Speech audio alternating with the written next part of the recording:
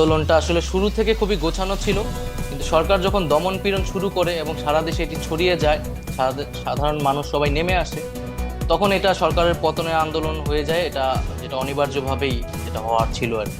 না না, অবশ্যই এটা তো বিগত 16 বছর, আমরা আরো বলি 111 থেকে যেই আমাদের বিরাজনীতিকরণ শুরু হয়েছে, সেই সেই সময় থেকে কিন্তু আমাদের এই রাজনৈতিক সংগ্রামটা, এবং আমাদের বিরোধী দলীয় নেতাকর্মীরা যেই আত্মত্যাগ করেছে, নির্যাতিত হয়েছে, এবং নির্যাতিত হওয়ার পরেও তারা বারবার মাঠে নেমেছে।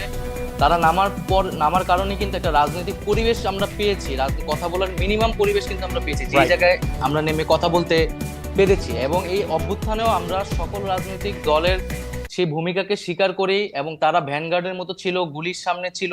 এবং ব্যক্তিগতভাবে বললেও কিন্তু ছাত্রদল বলেন বা শিবির বলেন বা বামপন্থী সংগঠন, প্রত্যেকেই আমাদেরকে নানাভাবে সহযোগিতা করেছে। ব্যক্তিগতভাবে আমাদের জীবন রক্ষার্থেও তারা অনেক ভূমিকা পালন করেছে।